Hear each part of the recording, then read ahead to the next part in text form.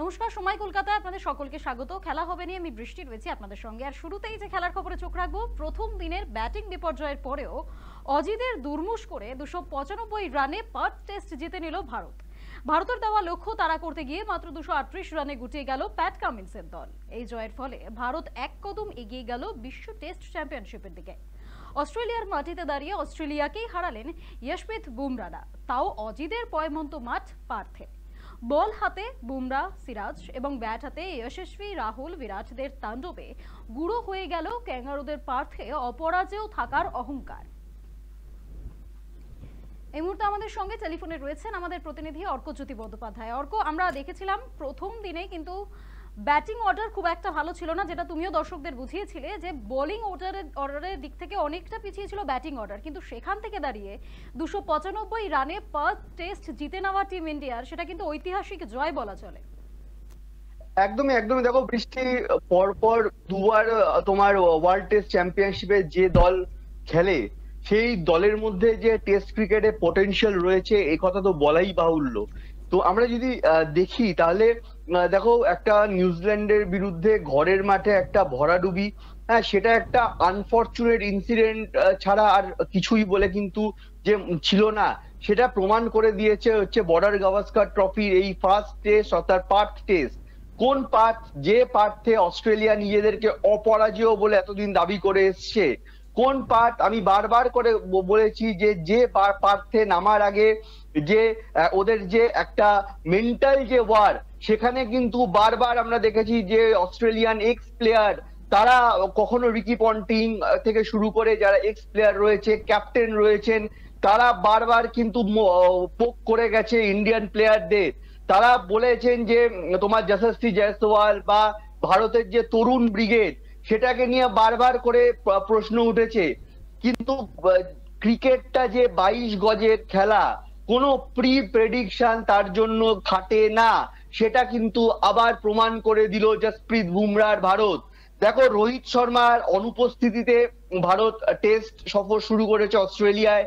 সেখানে দাঁড়িয়ে তোমার ভারতীয় দলের কাছে কিন্তু প্রথমেই অনেকগুলো চাপ ভারত অস্ট্রেলিয়াতে গিয়ে পেয়েছে। যদি দেখো তাহলে তোমার অস্ট্রেলিয়া এ দলের বিরুদ্ধে ভারতের এ দল যেভাবে হোয়াইট ওয়াশ হয়েছে, তারপরে প্রশ্ন উঠেছিল যে কতটা ভালো পারফরমেন্স অস্ট্রেলিয়ার মাটিতে ভারত করতে পারবে। তারপরে শুভমন গিল থেকে শুরু করে তোমার সরফরাজ খান একের পর এক ক্রিকেটার চোটের কারণে তারা খেলতে পারেননি, তারা প্রথম টেস্ট থেকে সরে দাঁড়িয়েছেন। তোমার রোহিত শর্মা, তিনি একটা কারণে তিনি মাঠের বাইরে ছিলেন, তিনি সম্প্রতি যোগ দিল, প্রথম টেস্টে খেলতে পারেননি। এত কিছু না পাওয়ার মধ্যেও ভারত যে পারফরমেন্সটা করলো, কোনো শব্দই তাকে ব্যাখ্যা করার জন্য কিন্তু যথেষ্ট নয়। তুমি যদি ব্যাটিং এর কথা বলো তাহলে প্রথম ইনিংসে তুমি যেরকমটা বলছিলে দেখে কিন্তু মনে হয়নি যে এত মানে সুন্দর করে তারা সেকেন্ড ইনিংসটা ব্যাট করতে পারবে। অর্থাৎ পার্থের যে 22 গজ, যে 22 গজের যে চরিত্র, সেটা হচ্ছে তোমার পেস বোলারদের সহায়ক, সেখানে ব্যাটাররা প্রবলেমে পড়বে এটাই স্বাভাবিক। এবং প্রথম দিন খেলা দেখে বোঝা গেছিল যে এই টেস্টটা পেস বোলারদের হতে চলেছে। প্রথম ইনিংসে ভারতের যে 10টা উইকেটই নিয়েছিলেন হচ্ছে অস্ট্রেলিয়ার পেসাররা। তারা যখন রান চেস করতে নেমে দেখা গেল যে আরো পিচের অবস্থা পেস বোলিং এর আরো তোমার আনুকূল্যে চলে যাচ্ছে, এবং অস্ট্রেলিয়া নিজের ঘরের মাঠে কিন্তু প্রায় 3 অঙ্কের রান কোনো মতে ক্রস করেছে। তারপরে সেকেন্ড ইনিংসে কিন্তু পুরো তোমার চিত্রটা বদলে। আমরা বারবার করে দর্শকদের বলছিলাম যে পিচের যে চরিত্র সেটা বদল হওয়ার সঙ্গে সঙ্গে খেলার চরিত্র অনেক বদল হয়েছে। যদি যদি আমি বলি যে যশস্বী জয়সওয়াল বা তোমার KL রাহুল বা তোমার বিরাট কোহলি, যে বিরাট কোহলি দীর্ঘদিন রান পাচ্ছিলেন না। আমি বোধহয় শনিবার দিন আমি বলেছিলাম সেকেন্ড দিন যে বিরাট কোহলিকে নিয়ে চিন্তা করার কোনো কারণ নেই, কারণ বিরাট কোহলি যে ধাঁচের ক্রিকেটার তিনি কিন্তু ওয়েল প্রুভেন। তোমার পৃথিবীর এমন কোনো মাঠ নেই যেখানে গিয়ে বিরাট সফল হননি। আর পেস বোলিং এর এগেনস্টে বিরাট কোহলি যে সবসময় স্ট্রং, এটাও কিন্তু মাথায় রাখতে হবে। এবং যে ইনিংসটা বিরাট কোহলি সেকেন্ড ইনিংসে যে ব্যাটটা আমরা বিরাট কোহলি দেখলাম, এটা যে সিরিজের ফার্স্টে হওয়ায় আগামী যে 4টে টেস্ট পড়ে রয়েছে সেখানে কিন্তু আরো অ্যাগ্রেসিভ, আরো তোমার কনফিডেন্ট বিরাট কোহলিকে আমরা দেখতে পাবো। পাশাপাশি যশস্বী জয়সওয়াল যে ইনিংসটা তিনি খেলেছেন 161 প্রথম ইনিংসে ডাক করার পরে, মানে অনবদ্য, মানে যশস্বী জয়সওয়াল যে আগামী দিনে যে ভারতীয় ব্যাটিং এর যে ট্র্যাডিশন, যে তোমার সুনীল গাভাস্কার, তারপর সচিন তেন্ডুলকার, তারপর বিরাট কোহলি হয়ে যে ব্যাটনটা ঘুরছে, সেটা যে টেস্ট ক্রিকেটে এখনো পর্যন্ত মানে পাওয়ার যে যোগ্যতম দাবিদার হচ্ছেন যশস্বী জয়সওয়াল, এটা কিন্তু যশস্বী প্রমাণ করে দিয়েছেন পার্থ টেস্টে। ওই রকম একটা বোলিং সহায়ক পিচ, যেখানে তোমার হেজেলউড, স্টার্ক বা তোমার মার্স বা তোমার প্যাট কামিন্সের মতো সব মানে বিশ্বের এই মুহূর্তে সেরা সেরা পেস বোলাররা রয়েছেন। বিশ্ব চ্যাম্পিয়ন যে দল তোমার ওয়ার্ল্ড টেস্ট চ্যাম্পিয়নশিপ জেতা যে দল, সেই দলের পেস বোলিং এর বিরুদ্ধে যেভাবে চোখে চোখ রেখে ব্যাট করলো, মানে বৃষ্টি কোনো ব্যাখ্যাই এর জন্য তোমার যথার্থ নয়। পাশাপাশি দেখো মানে দল হারলে অনেক কিছু নিয়ে সমালোচনা হয়, আবার দল জিতলে অনেক কিছু তোমার একটুখানি ব্যাক সাইডে চলে যায়, অনেক ব্যর্থতা ঢেকে দেয় একটা জয়। যদি আমি সেভাবে তোমার বলি, তাহলেও কিন্তু ভারতীয় দলেরও কিন্তু অনেকগুলো ত্রুটি বিচ্যুতি কিন্তু এই পার্ট টেস্টেও দেখা গেছে। কিন্তু আমি বলবো আফটার ফার্স্ট টেস্ট ভারতীয় দলের অ্যাচিভমেন্টটা কিন্তু অনেক বেশি। যদি দেখো তোমার নীতিশ কুমার রেড্ডির মতো একজন অলরাউন্ডারকে আমরা পেলাম, যে অলরাউন্ডার তোমার বল হাতে সফল হওয়ার পাশাপাশি তিনি যেভাবে ফার্স্ট এবং সেকেন্ড ইনিংসে ব্যাট করলেন, অনেক বেশি তাকে কনফিডেন্স দেখিয়েছে। ফলে এবং আগামী দিনে যে ভারতীয় মিডল অর্ডার তিনি সেই গুরু দায়িত্ব যে তিনি নিতে প্রস্তুত, সেটা কিন্তু তোমার নীতিশ কুমার রেড্ডি দেখিয়ে দিয়েছেন। অর্থাৎ এই নীতিশ কুমার রেড্ডিকে মানুষ চিনেছে আইপিএল এর মাধ্যমে, যে আইপিএল একটা ক্ষুদ্র সংস্করণ ক্রিকেটের, মাত্র 20 ওভার খেলা হয়, সেখান থেকে গিয়ে তিনি টেস্টে, তাও অস্ট্রেলিয়ার মাটিতে দাঁড়িয়ে অস্ট্রেলিয়ার ওই তাবড় তাবড় বোলারদের সামনে তিনি যেভাবে ব্যাটিং করেছেন, সেকেন্ড ইনিংসে আমি বলবো মানে অনবদ্য তিনি, মানে শেষের দিকে নেমে তিনি যে ব্যাটিংটা করেছেন, ম্যাচে ফারাক গড়ে দেওয়ার জন্য কিন্তু যথেষ্ট। আর বিরাট কোহলির কথা আমি আগেও বললাম, এখনো আমি বলছি যে বিরাট কোহলি অন্য মাপের ব্যাটার। তিনি যখন ব্যাট করতে নামেন, তিনি যদি 5টা ইনিংসে তোমার 5টা ম্যাচের 10টা ইনিংসে তিনি যদি শূন্য করেন, তাহলেও কিন্তু বিরাট কোহলি যখন ব্যাট করতে নামেন তাকে নিয়ে আলাদা একটা গেম প্ল্যান থাকে, এবং সেই কাজটাই কিন্তু বিরাট কোহলি করে দেখিয়েছেন।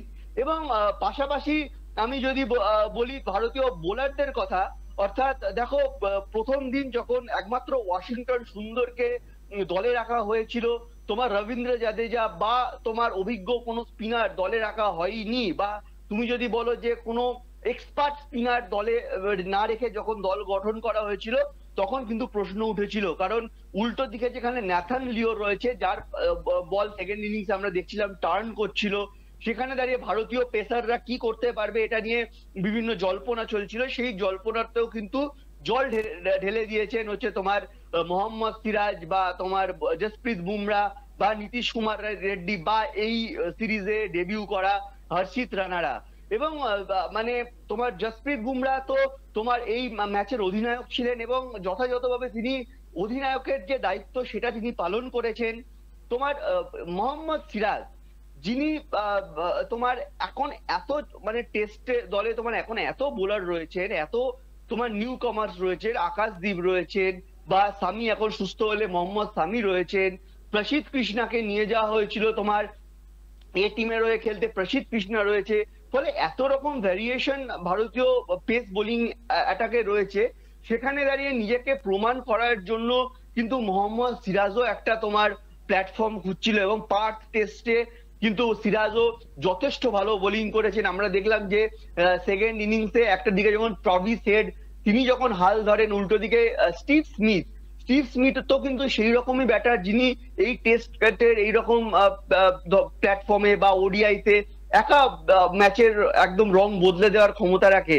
সেখানে স্টিভ স্মিথের মতো উইকেট তিনি নিচ্ছেন, এবং হর্ষিত রানা, এবং আমরা বলছিলাম যে গৌতম গম্ভীরের খুব মানে কাছের প্লেয়ার, এবং কেকেআর এ গৌতম খুব কাছ থেকে তোমার হর্ষিত রানাকে দেখেছে, তাকে অন্তর্ভুক্ত করাও কিন্তু যে সঠিক সিদ্ধান্ত হয়েছে সেটাও কিন্তু হর্ষিত রানা প্রমাণ করে দিয়েছেন। ওভারঅল আজকে ভারতীয়দের কিন্তু সেলিব্রেশনের দিন, কারণ প্রায় 175 বছর বা এরকম কিছু একটা ইতিহাসে প্রথমবার পার্থে অস্ট্রেলিয়াকে টেস্ট হারালো এবং সেটা ভারতই হারালো। বৃষ্টি, একদম অনেক ধন্যবাদ অর্ক তোমাকে। এই মুহূর্তে যেরকম জানা যাচ্ছে যে পার্থ টেস্টে দীর্ঘ বহু বছর পর ভারতের জয়, আর সেটা একেবারে ঐতিহাসিক জয় বলা চলে, যেখানে আমরা বারবার দেখেছিলাম যে প্রাক্তন অধিনায়ক টিম ইন্ডিয়ার বিরাট কোহলি, তাকে নিয়ে নানান জল্পনা হয়েছে, তাকে নিয়ে নানান কথাবার্তা হয়েছে, তার ব্যাটিং অর্ডার, তার স্টাইল, তার রান, সবকিছু নিয়ে অনেক জল্পনা চলেছে যে উনি নাকি অর্ডারে নেই, কিন্তু সেখান থেকে ফিরে এসে 100 রান তোলা আর সেখান থেকে ভারতের জয়, সেটা সত্যি একটা